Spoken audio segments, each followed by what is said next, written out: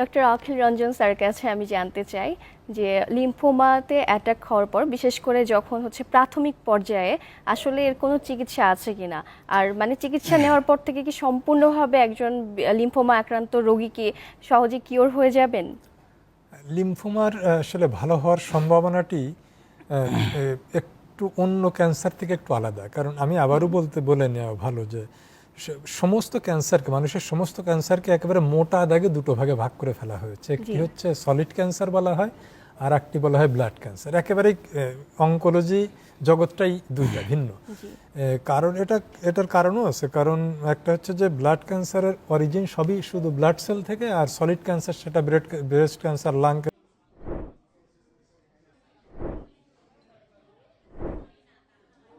Cancer, এগুলো solid organ. Blood ক্যান্সারও solid অর্গানে হতে পারে, যেরকম লিম্ফোমা অধিকাংশ ক্ষেত্রে লিম্ফ নোড সলিড জায়গায় থাকে, তারপরেও এটাকে ব্লাড ক্যান্সারই বলা হচ্ছে। এবং ব্লাড ক্যান্সার অন্য ক্যান্সারের থেকে একটু আলাদা কি, যে এটা ভালো হওয়ার সম্ভাবনা কতটুকু, এটা যতটা না নির্ভর করছে তার স্টেজের উপর, অর্থাৎ আর্লি না লেট, তার চেয়ে অনেক বেশি নির্ভর করছে এই ক্যান্সারটির পিছনের বায়োলজি কি। আধুনিক ক্যান্সার গবেষণা এমন জায়গায় পৌঁছে গিয়েছে যে স্টেজের চেয়ে বায়োলজি এখন সামনে চলে আসছে বেশি। এবং দ্বিতীয় নির্ভর করে যে কারণগুলো আমরা খুঁজে পেয়েছি, বিজ্ঞানীরা কোন কোন কারণের বিরুদ্ধে সরাসরি ওষুধ তৈরি করতে পেরেছেন, যার জন্য কোন লিম্ফোমাটা ভালো হওয়ার সম্ভাবনা বেশি এটা শুধু স্টেজের উপর নির্ভর করে না, তার বায়োলজির ক্যারেক্টারের উপর নির্ভর করে, তার সেলের ক্যারেক্টারের উপর নির্ভর করে।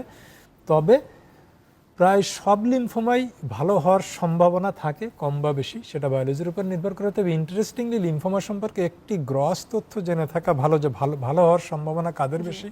এক্ষেত্রে যে লিম্ফোমাগুলো খুব আস্তে আস্তে প্রোগ্রেস করে, কম মারাত্মক বলতে আমরা, যেটা লক্ষণ তীব্র কম হয়, এই লিম্ফোমাগুলোর ভালো হওয়ার সম্ভাবনা কম। আবার আর যে লিম্ফোমাগুলো খুব মারাত্মক ধরনের অ্যাগ্রেসিভ, ইন্টারেস্টিংলি এদেরই ভালো হওয়ার সম্ভাবনা বেশি।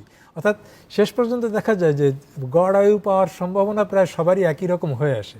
আর সলিড ক্যান্সারের সাথে লিম্ফোমার আর একটা খুব বড়সড় পার্থক্য আছে, যে সলিড ক্যান্সারের স্টেজ বাই স্টেজ চিকিৎসা অনেক ভ্যারি করে। স্টেজ 1 বা 2 তে থাকলে হয়তো শুধু সার্জারি করে শেষ হয়ে যাচ্ছে, অ্যাডভান্স স্টেজে গেলে কেমোথেরাপি দিচ্ছে। কিন্তু লিম্ফোমার ক্ষেত্রে ব্যাপারটি প্রায় সব ক্ষেত্রেই কেমোথেরাপি প্রযোজ্য হবেই।